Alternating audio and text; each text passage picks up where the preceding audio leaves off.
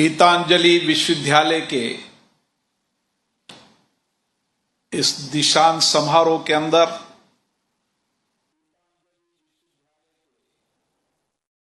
मैं आप सबका हार्दिक अभिनंदन करता हूं, स्वागत करता हूं। उदयपुर की यह धरती, मेवाड़ की यह धरती शौर्य, साहस, बलिदान, स्वाभिमान, त्याग की धरती है। और इसीलिए जब मेवाड़ का नाम आता है तो हम सबका सिर गर्व से ऊपर होता है। आप सबका भी सौभाग्य है कि आपको इस धरती पर एक मेडिकल साइंस की शिक्षा दीक्षा प्राप्त करने का सौभाग्य प्राप्त हुआ है। मुझे खुशी है कि आज हमारे बीच में एम्स के डायरेक्टर पद्मश्री रणदीप गुलेरिया जी इस गीतांजलि विश्वविद्यालय का एक नन्हा सा पौधा लगाया जो आज वटवृक्ष के रूप में हम सबकी सेवा के लिए समर्पित है।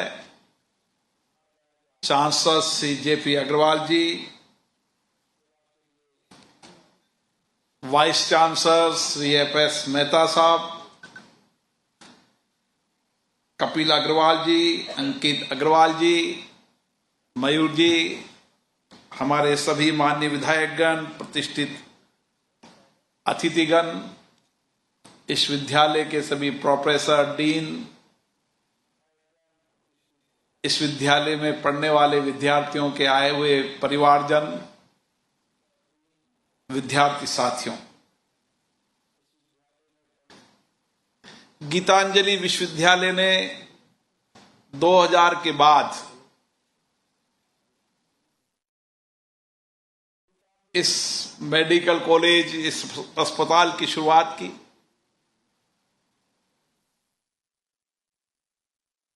और आज ये विश्वविद्यालय, ये मेडिकल कॉलेज एक प्रतिष्ठित मेडिकल कॉलेज के रूप में इसकी प्रतिष्ठा पूरे देश के अंदर है।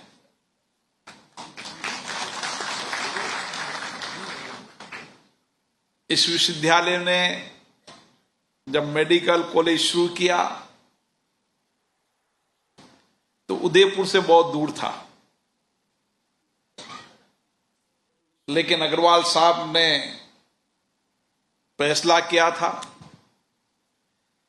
कि मैं मेडिकल कॉलेज जो बनाऊंगा वो मेडिकल कॉलेज के अंदर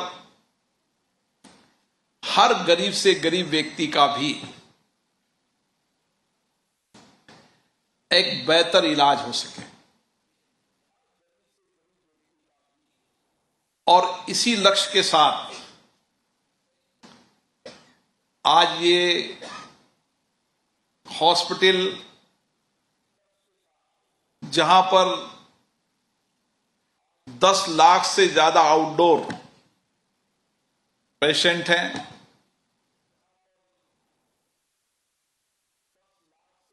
और 90,000 से लेकर बड़ी संख्या के अंदर इंडोर पेशेंट हैं, सुपर स्पेशलिस्ट सेवाएं हैं, और कोशिश की है कि हर बीमारी का इलाज यहां पर हो सके।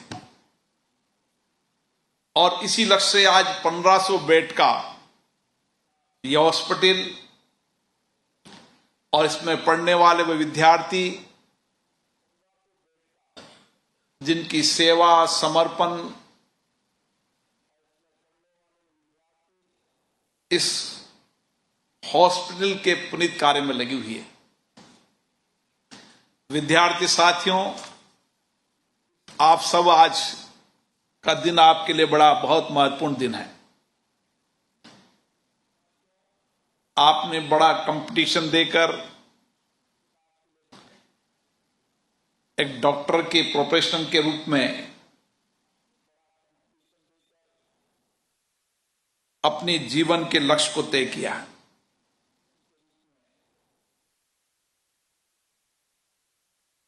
और इसके लिए आपने एंट्रेंस एग्जाम के लिए कठिन परीक्षा का कंपटीशन दिया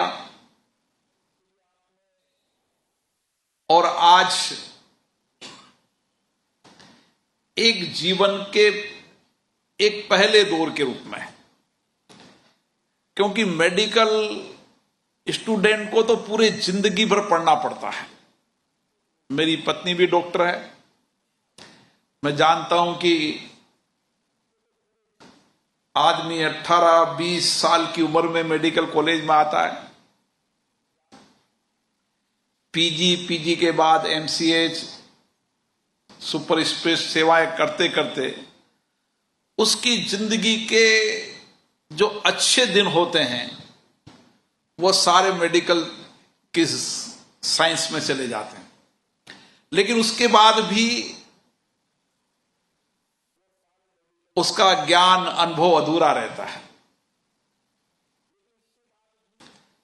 क्योंकि मेडिकल साइंस में पढ़ने वाले विद्यार्थियों को पूरी जिंदगी भर अध्ययन, अध्यापन, रिसर्च करना पड़ता है। गुलेरिया साहब यहां बैठे हैं, आप एम्स में चले जाएं, आप देखेंगे कि किस तरीके से वहां पर जिनकी 25-30 साल सेवाएं हो गई, वह पेशेंट को देखते हैं, फिर पढ़ाने का काम करते हैं, फिर रिसर्च का काम करते हैं, और फिर भी जब बातचीत होती है तो लगता है कि अभी और अधूरा ज्ञान है। और यही भारत की संस्कृति है कि हमने अपने ज्ञान को हमेशा अधूरा समझा है। अच्छे सफल व्यक्ति की जीवन की कहानी यही है कि वह निरंतर छात्र रहे, निरंतर सीखता रहे, अनुभव प्राप्त करता रहे। चाहे कोई सा भी प्रोफेशन हो, चाहे कोई सा भी कार्य हो, हर कार्य संस्कृति के अंदर अगर व्यक्ति ने अपने ज्ञान को अधूरा समझा और ज्ञान प्राप्त करने की आकांक्षाएं उसके मन में रही, तो सफलता उसको निश्चित रूप से मिलती रहेगी। और यही आपके जीवन में है कि आपने कड़ी मेहनत कर अभी मेडिकल का प्रथम दौर प्राप्त किया है। आपके माता पिता का समर्पण, आपके पढ़ाने वाले डीन, यूनिवर्सिटी प्रोफेसर का समर्पण, कितने लोगों का जीवन आपकी इस आकांक्षाओं को पूरा करने में लगा है। अब आपने जो प्रोफेशन में अध्ययन किया है, उसके लिए आपको समाज के लिए समर्पित होकर काम करने की आवश्यकता है,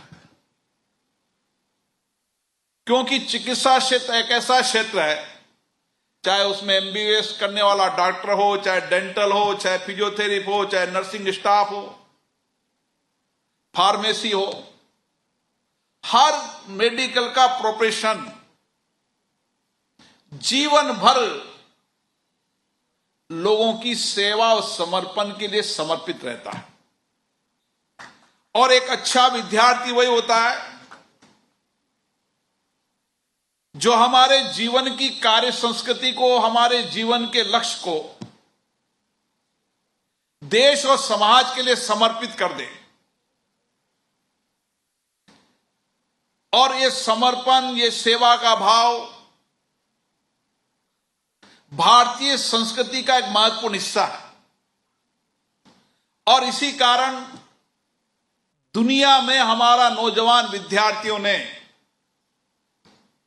एक अलग पहचान अपनी बनाई है। और आज मैं सुबह अखबार में पढ़ रहा था कि लोगों को लगता था किसी समय की जनसंख्या अभिशाप है, लेकिन आज भारत की ताकत हमारे नौजवान हैं। आज हमारे भारत की ताकत हमारे बौद्धिक क्षमता से परिपूर्ण वो नौजवान हैं जो आने वाले समय के अंदर विश्व में नेतृत्व करेंगे। और ये सामर्थ्य और ताकत भारत की बनी है तो हमारे नौजवानों के कारण, और ये सामर्थ्य दुनिया आज भारत की ओर देख रहा है। मैं अभी मंगोलिया की यात्रा पर गया था। मंगोलिया देश एक तरफ चाइना, एक तरफ रसिया है। जब वहां प्रधानमंत्री जी से मेरी बात हो रही थी तो वहां के प्रधानमंत्री जी ने कहा कि मैंने सबसे पहले वैक्सीनेशन भारत का लगाया और आम जनता के सामने, टीवी चैनल के सामने। दो विकसित देशों के बीच में, उस देश के अंदर भी मेडिकल प्रोफेशनल में भारत की प्रतिष्ठा है। डॉक्टर गुलेरिया जी से मेरा बड़ा निकट का संपर्क रहता था क्योंकि वे कोविड के एक्सपर्ट थे, और जैसा उन्होंने कहा कि कभी भी किसी भी समय जब कोविड की वैश्विक महामारी भयंकर थी, किसी समय उनको कॉल करें, टेलीफोन करें, कभी भी पार्लियामेंट में आवश्यक हो जब बुलाएं, जिस सहजता के साथ जो उन्होंने कहा कि मानवीय संवेदना डॉक्टर के जीवन में हमेशा होनी चाहिए। डॉक्टर प्रोफेशन केवल इलाज तक सीमित नहीं है। डॉक्टर का प्रोफेशन उसकी जिंदगी के साथ जुड़ता, उसकी मानवीय संवेदना के साथ जुड़ता। और जितना उसकी मानवीय संवेदना के साथ, उसके जीवन के हिस्से के साथ चिकित्सा क्षेत्र का व्यक्ति जुड़ता है, उतना ही बेहतरीन इलाज भी करता है और उसके जीवन में खुशी भी लाते हैं। डॉक्टर गुलेरिया जी इसी तरीके से हैं। मैंने कभी भी किसी भी समय देर रात्रि को टेलीफोन किया, कॉल उठाना, जवाब देना, और जो कुछ भी उनकी जानकारी है, अनुभव है, उनको लोगों के बीच में शेयर करना। ये एक डॉक्टर प्रोफेशन का एक मानवीय हिस्सा होना चाहिए और यही आपके इस जीवन का हिस्सा बनना चाहिए। अगर आपने ये मानवीय संवेदना का हिस्सा समझ लिया, जो व्यक्ति आपके पास आता है वो ये मानकर चलता है कि आप उसके जीवन में स्वस्थ रखेंगे। और इसीलिए गीतांजलि ने तो लिखा है, स्वास्थ्य ही सुख है। और यही मन में रखें कि आपके पास जो भी पेशेंट आया है, मरीज आया है, वो मानकर चलता है कि डॉक्टर मुझे नई जिंदगी देगा। और आपके जीवन का जो भी अनुभव है, ज्ञान है, रिसर्च है, इनोवेशन है, जो भी है, आप भी प्रयास करते हैं कि जो कुछ भी आपने जीवन में सीखा है उसके माध्यम से उसको सुखी करें, स्वस्थ करके भेजें। ये हर डॉक्टर की मानवीय स्थिति होती है। और इसीलिए सीखना, अनुभव करना, नए रिसर्च करना, नए नए बदलते वैज्ञानिक परिस्थितियों को विज्ञान टेक्नोलॉजी के अंदर सीखना, क्योंकि डॉक्टर प्रोफेशन केवल आज बदलते परिप्रेक्ष्य में जो टेक्नोलॉजी है, उस टेक्नोलॉजी को भी आप सीखना पड़ेगा। इसीलिए डॉक्टर के साथ artificial intelligence, artificial technology, robot, कई सारी थ्योरियां बदल गई दुनिया के अंदर। क्योंकि जितना जल्दी मेडिकल साइंस में परिवर्तन हो रहा है, नए नए जितना रिसर्च हो रहा है, आने वाले समय के अंदर उस बदलते विज्ञान और टेक्नोलॉजी के अंदर हमें भी बदलना पड़ेगा। और मुझे खुशी है, भारत के चिकित्सक दुनिया में जहां भी काम करते हैं उनकी एक प्रतिष्ठा है। विकसित देश के अंदर भी वहां के सुपर स्पेशलिस्ट सबसे हॉस्पिटल में भी होगा तो भारत का डॉक्टर होगा। और इसीलिए हमें गर्व है कि हम मेडिकल साइंस की बदलती टेक्नोलॉजी के अंदर हम अपने आप को बदलने के लिए तेजी से काम कर रहे हैं। हमारे प्रधानमंत्री जी जो हमेशा हमारी युवा मानव संसाधन को दुनिया की सबसे बड़ी ताकत मानते हैं और उन्होंने साबित करके दुनिया में बता दिया है कि आने वाले समय में हमारे नौजवानों की बौद्धिक क्षमता, इनोवेशन, रिसर्च, नया चिंतन, भौतिक संसाधनों की कमी हो सकती है, लेकिन भारत के नौजवानों की सामर्थ्य शक्ति आने वाले बदलते परिदृश्य के अंदर नेतृत्व करेगी और उस वैश्विक चुनौती और आपदा संकट के समय भारत का मानव संसाधन सबसे महत्वपूर्ण हिस्सा होगा उन चुनौतियों से निपटने के लिए। और इसीलिए आप जब यहां से निकलें, क्योंकि आपको भी और अध्ययन करना है, नए रिसर्च करने, मुझे आशा है आप जिस मन विचार से इस प्रोफेशन में आए हैं, आने वाले समय के अंदर समाज के अंतिम व्यक्ति के जीवन को किस तरीके से स्वस्थ रख पाएंगे, यह आपका संकल्प होना चाहिए, यह आपका लक्ष्य होना चाहिए। और मुझे आशा है कि जिस मानवीय संवेदना के साथ भारत का नौजवान काम करता है, सामूहिकता के साथ काम करता है, आने वाले समय के अंदर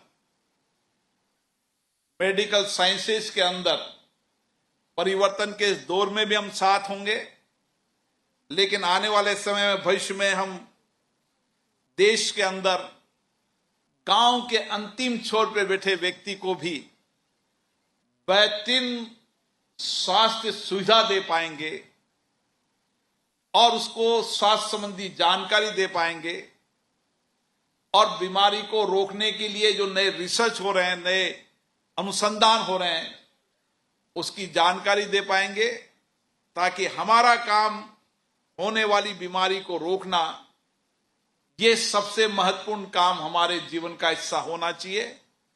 और जीवन शैली के परिवर्तन करने के लिए भारत आज दुनिया में नेतृत्व कर रहा है। अब मेडिकल साइंस हो, चाहे योग हो, चाहे प्राकृतिक चिकित्सा हो, हर स्वास्थ्य के क्षेत्र के अंदर भारत बदलते परिप्रेक्ष्य के अंदर अपने आप को वैश्विक नेतृत्व की भूमिका के अंदर देख रहा है और आप उसके ध्वजवाहक हो, आप उसके प्रणेता हो। मुझे आशा है गीतांजलि मेडिकल कॉलेज से आज जब आप निकलेंगे तो मानवीय संवेदना के साथ, समर्पण से, सेवा से इस समाज के अंदर अपने आप को समर्पित करेंगे। आप सबको बहुत बहुत शुभकामनाएं, बहुत बहुत बधाई।